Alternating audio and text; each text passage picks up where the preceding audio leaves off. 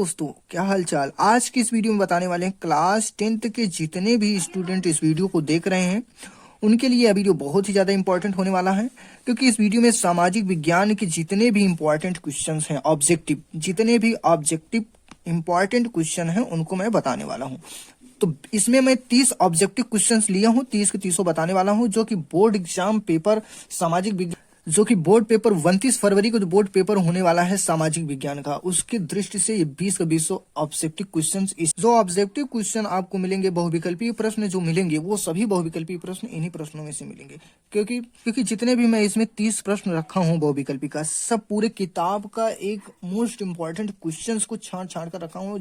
तो सामाजिक विज्ञान के जितने भी most important question, objective question है, सारे को बताने वाला हूँ, जो कि कुल 30 प्रश्न इसमें बताऊंगा। 30 को 30 बहुत ही ज्यादा इंपॉर्टेंट है। सामाजिक विज्ञान में आपका सभी महत्वपूर्ण बहुविकल्पी प्रश्न जितने भी एग्जाम में देखने को मिलेंगे, इन्हीं 30 प्रश्नों में से आपको एक नंबरी वाला प्रश्न सभी इसमें से मिल जाएंगे। तो इस वीडियो को लास्ट तक देखना, सभी महत्वपूर्ण बहुविकल्पी प्रश्न आपको यहीं से मिलने वाला है। देखिए, कुछ बच्चों का कमेंट आ रहा था कि सर सामाजिक विज्ञान के मोस्ट इंपॉर्टेंट क्वेश्चंस का वीडियो बना दीजिए ताकि हम लोग को बोर्ड एग्जाम में आसानी हो जाए।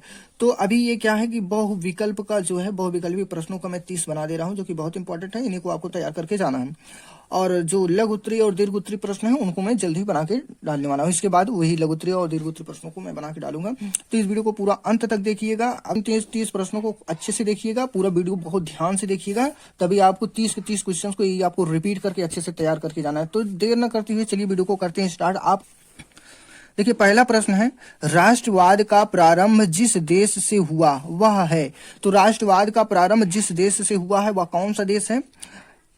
ए वाले देखिए, इसमें ऑप्शन दिया गया विकल्प, इसी को देखकर बताना है। तो ऑप्शन नंबर ए में देखिए क्या दिया है, जर्मनी, और ऑप्शन नंबर बी में है इटली, और ऑप्शन नंबर सी में है फ्रांस, और ऑप्शन नंबर डी है इंग्लैंड। तो इन चारों देशों में से कौन सा ऐसा देश है जो राष्ट्रवाद का प्रारंभ किया था? तो कौन सा है? जर्मनी। ये जर्मनी, यानी कि राष्ट्रवाद का प्रारंभ जर्मनी देश ने किया था, इसी से हुआ था। अगला दूसरा प्रश्न कह रहा है, जर्मनी के एकीकरण में मुख्य भूमिका किसकी थी? तो जर्मनी की जो एकीकरण की मुख्य भूमिका थी वह किसकी थी? तो यहाँ पे ऑप्शन दिया गया है 4। इसमें दिया गया ज्यूसेपे गौरिबाल्डी ने, और दूसरा है ऑटो वन बिस्मार्क, तीसरा है नेपोलियन, चौथे में दिया इसमें से कोई नहीं। तो इसका सही ऑप्शन है ऑटो वन बिस्मार्क, यानी कि बी वाला ऑप्शन सही हो जाएगा। तो यानी कि जर्मनी का एकीकरण मुख्य भूमिका किसके द्वारा हुआ था? ऑटो वन बिस्मार्क के द्वारा। क्वेश्चन नंबर तीसरा है, प्रासा के राजा, यानी कि प्रासा के राजा विलियम प्रथम को जर्मनी का सम्राट कब घोषित किया गया था? बहुत ध्यान से समझिएगा प्रश्न को। तीसरा प्रश्न, प्रासा के राजा विलियम प्रथम को जर्मनी का सम्राट कब घोषित किया गया था? यानी कि प्रासा के जो राजा थे विलियम प्रथम, वो जर्मनी का सम्राट कब घोषित किए गए थे वो बताना है। तो ऑप्शन देखिए, पहला दिया है दिसंबर 1870 में, या जनवरी 1870 में, या जनवरी, यानी कि सी वाले ऑप्शन में है जनवरी 1871 में, और ऑप्शन नंबर डी में दिया है जनवरी 1882 ईस्वी में। तो इसका सही ऑप्शन हो जाएगा जनवरी, यानी कि जनवरी 1871 में। देखिए, प्रश्न नंबर चौथा है, नेपोलियन का संबंध किस देश से था? तो ऑप्शन, पहले ऑप्शन में जर्मनी है, और बी वाले ऑप्शन में फ्रांस है, सी वाले ऑप्शन में इटली है, और डी वाले ऑप्शन में इंग्लैंड है। तो जर्मनी यानी कि नेपोलियन का संबंध किस देश से था? तो उस देश का यहाँ पे नाम बताना है। तो चौथे में यानी कि फ्रांस, कौन है? फ्रांस। नेपोलियन का संबंध फ्रांस देश से था। क्वेश्चन नंबर 5वां, ये सभी बहुत इंपॉर्टेंट क्वेश्चन हैं, यानी कि इंपॉर्टेंट क्वेश्चन सभी बता रहे हैं ऑब्जेक्टिव में। तो इसमें है, महात्मा गांधी अफ्रीका से भारत कब लौटे? यानी कि महात्मा गांधी अफ्रीका से भारत कब लौटे, वही सन बताना है, किस सन में लौटे थे। तो ऑप्शन नंबर ए में है वर्ष 1915 में, ऑप्शन नंबर ए है वर्ष 1915 में, और ऑप्शन नंबर बी में है वर्ष 1916 में, ऑप्शन नंबर सी में है वर्ष 1918 में, और ऑप्शन नंबर डी वाला है वर्ष 1920 ईस्वी में। तो इसमें महात्मा गांधी अफ्रीका से भारत कब लौटे ये बताना है। तो इसका ऑप्शन सही हो जाएगा वर्ष 1915 में महात्मा गांधी जी अफ्रीका से भारत लौटे थे। देखिए क्वेश्चन नंबर 6 में है, भारतीय राष्ट्रीय कांग्रेस ने पूर्ण स्वराज्य प्राप्त करने का लक्ष्य कब घोषित किया? यानी कि ऑप्शन नंबर ए में दिया है 1920 ईस्वी में, और ऑप्शन नंबर बी में है वर्ष 1929 ईस्वी में, और ऑप्शन नंबर सी में दिया है वर्ष 1930 ईस्वी में, ऑप्शन नंबर डी में है वर्ष 1942 ईस्वी में। तो 1929 में सही ऑप्शन क्या हो जाएगा? 1929 ईस्वी में। क्वेश्चन नंबर 7वां बहुत ही ज्यादा इंपॉर्टेंट क्वेश्चन है। ये मातरम गीत के रचयिता कौन थे? वंदे मातरम गीत के रचयिता कौन थे? पहले ऑप्शन में दिया गया है रविंद्रनाथ टैगोर, दूसरे ऑप्शन है कि बी वाले ऑप्शन में दिया गया है सोहन लाल द्विवेदी, और ऑप्शन नंबर सी में दिया गया है बंकिम चंद्र चटर्जी, और ऑप्शन नंबर डी में दिया गया है रामधारी सिंह। तो आप सभी को पता ही होगा, नहीं पता है तो जान लो, बंकिम चंद्र चटर्जी जी द्वारा ये रचित है। नंबर 8 में दिया है, प्रश्न नंबर 8 में, भारत की सर्वाधिक उपजाऊ मिट्टी है। तो भारत की सर्वाधिक उपजाऊ मिट्टी कौन सी होती है? पहले ऑप्शन में दिया गया है जलोढ़ मिट्टी, बी वाले ऑप्शन में है लाल मिट्टी, और सी वाले ऑप्शन में है लेटेराइट मिट्टी, और डी वाले ऑप्शन में है पर्वतीय मिट्टी। तो इसका सही ऑप्शन हो जाएगा जलोढ़ मिट्टी। यानी कि जलोढ़ मिट्टी एक ऐसी मिट्टी है भारत की जिसमें सबसे ज्यादा उपजाऊ है। भारत की सबसे ज्यादा उपजाऊ मिट्टी क्या होती है? जलोढ़ मिट्टी। तो ऑप्शन नंबर ए वाला सही हो जाएगा। क्वेश्चन नंबर 9 देखिए, लाल पीली मिट्टी पाई जाती है, यानी कि लाल पीली मिट्टी कहाँ पाई जाती है, किस स्थान पे? ढक्कन के पठार में, मालवा प्रदेश में, या ब्रह्मपुत्र घाटी में, या थार रेगिस्तान में। तो इसका सही ऑप्शन हो जाएगा यानी कि मालवा प्रदेश में। लाल पीली मिट्टी कहाँ पाई जाती है? मालवा प्रदेश में। अब क्वेश्चन नंबर 10 देखिए, क्वेश्चन नंबर 10 में है, कपास की खेती के लिए सबसे उचित भूमि कौन सी है? यानी कि कपास की खेती के लिए सबसे उचित भूमि यानी कि सबसे उचित मिट्टी पूछ रहा है। तो यहाँ पे देखिए ऑप्शन नंबर ए में दिया है काली मिट्टी, ऑप्शन नंबर बी में है लाल मिट्टी, ऑप्शन नंबर सी में है जलोढ़ मिट्टी, और ऑप्शन नंबर डी में है लेटेराइट मिट्टी। तो इसका सही ऑप्शन हो जाएगा काली मिट्टी। यानी कि कपास कहाँ पे होता है सबसे ज्यादा? काली मिट्टी। क्वेश्चन नंबर 11, भूमि एक संसाधन है। तो भूमि एक संसाधन है, ऑप्शन देखकर इसको बताना है। भूमि क्या है? प्राकृतिक संसाधन है, या मानव निर्मित संसाधन है, या सौर ऊर्जा से निर्मित है, या इनमें से कोई नहीं चौथी ऑप्शन में। तो भूमि क्या है? प्राकृतिक संसाधन है। इसको ईश्वर ने खुद ही दिया है, इसको मनुष्य कहाँ निर्मित कर पाएंगे। तो भूमि एक प्राकृतिक संसाधन है।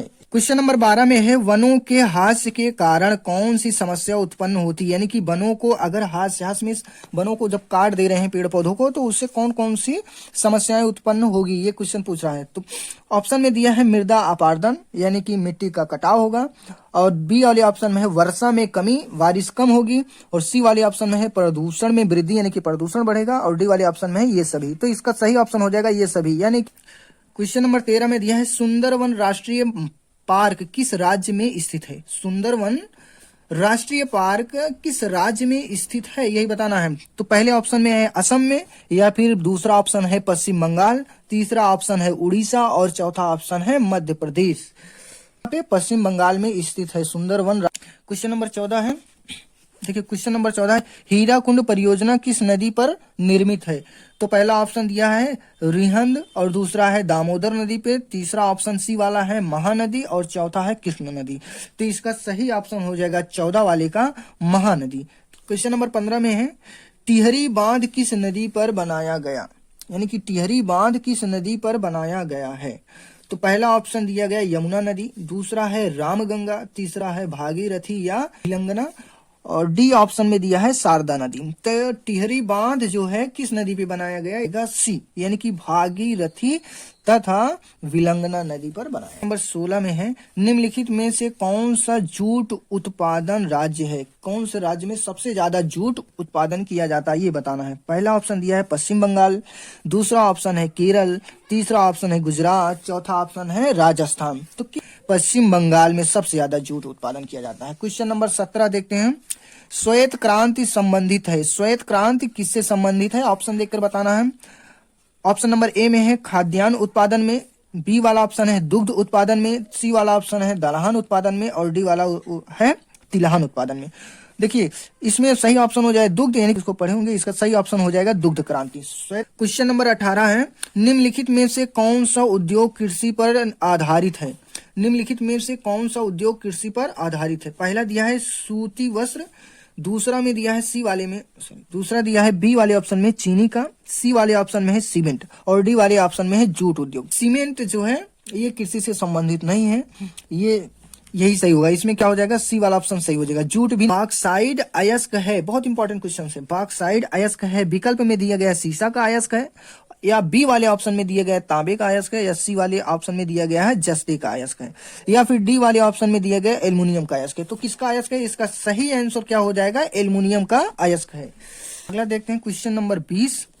निम्नलिखित में से संचार का माध्यम कौन सा है, यानी कि संचार का माध्यम कौन सा है। देखिए पहला ऑप्शन में है वायु सेवा से, दूसरा ऑप्शन है रेल सेवा, तीसरा ऑप्शन यानी कि सी वाला है दूरदर्शन, और डी वाला ऑप्शन है जल सेवा। तो देखिए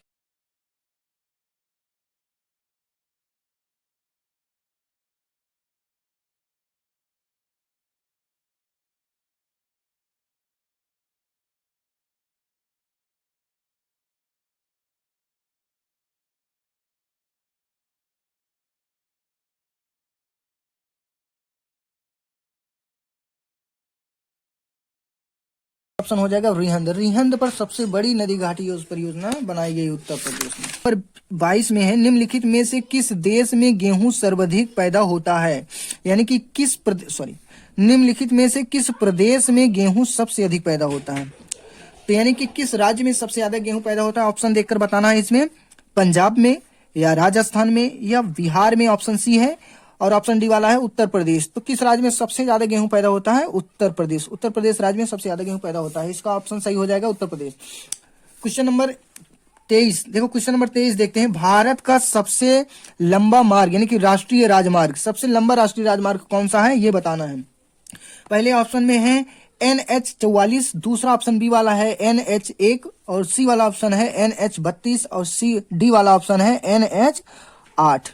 तो भारत का सबसे लंबा राष्ट्रीय राजमार्ग जो है वो है NH44। कौन सा है, NH44 वाला ऑप्शन ये सही हो जाएगा। क्वेश्चन नंबर 24 में दिया है, संविधान की 8वीं अनुसूची में कितनी भाषाओं को मान्यता दी गई है, यानी कि संविधान की 8वीं अनुसूची में कितनी भाषाओं को मान्यता दी गई है। ये क्वेश्चन बहुत बार पूछा गया है। तो इसे ऑप्शन दिया है कि पहला ऑप्शन है 20 भाषाओं को, दूसरा ऑप्शन है 21 भाषा को, तीसरा ऑप्शन है 22 भाषा, या फिर चौथा ऑप्शन डी वाला है 23 भाषाओं को। तो इसमें कितनी 22 भाषाओं को मान्यता दी गई है। तो ऑप्शन नंबर ये सही हो जाएगा, 24 वाले में 22 भाषाओं को मान्यता दी गई है। संविधान की 8वीं अनुसूची में कितनी भाषाओं को मान्यता दी गई है, तो 22। भारत में कुल कितने संघीय राज्य हैं, तो ऑप्शन नंबर ए में दिया है 27, ऑप्शन नंबर बी में है 28, ऑप्शन नंबर सी में है 29, और ऑप्शन नंबर डी में है 30। तो भारत में कुल कितने संघीय राज्य हैं, 28 राज्य हैं। कुल कितने हैं, 28 राज्य।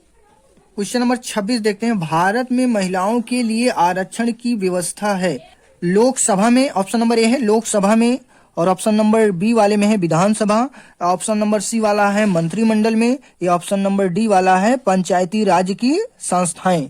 तो किस में महिलाओं को यहाँ पे जो है सुविधा मिली है, तो पंचायती राज की संस्थाओं में महिलाओं को जो है आरक्षण दिया गया है। तो ये इस वाले क्वेश्चन नंबर 26 में महिलाओं को आरक्षण किसमें व्यवस्था दी गई है, पंचायती राज की संस्थाओं में।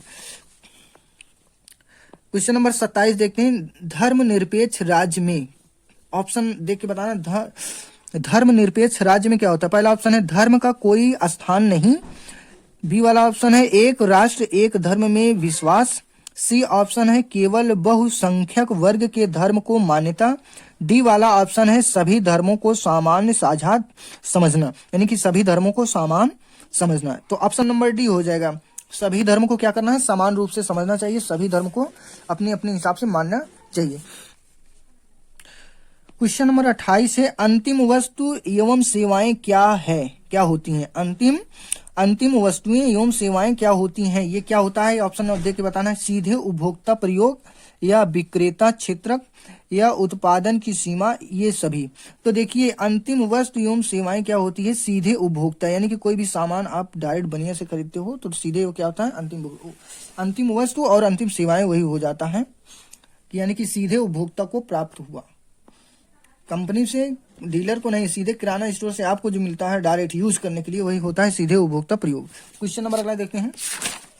क्वेश्चन नंबर 29 में कह रहा है विदेशी व्यापार किनके मध्य होता है। जो ऑप्शन नंबर ए में है, दो देशों के मध्य, दो प्रदेशों के मध्य बी वाले ऑप्शन में है, और सी वाला ऑप्शन दिया है दो नगरों के मध्य, और डी वाले ऑप्शन में है दो गांवों के मध्य।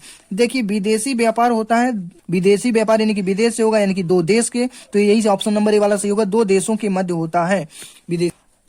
सबसे आखिरी क्वेश्चन यानी कि क्वेश्चन नंबर 30 देखिए, चाय की खेती के लिए अधिक उपयोगी मिट्टी होती है। चाय की खेती के लिए कौन सी मिट्टी सबसे ज्यादा उपयोगी होती है, देखकर बताना ऑप्शन में।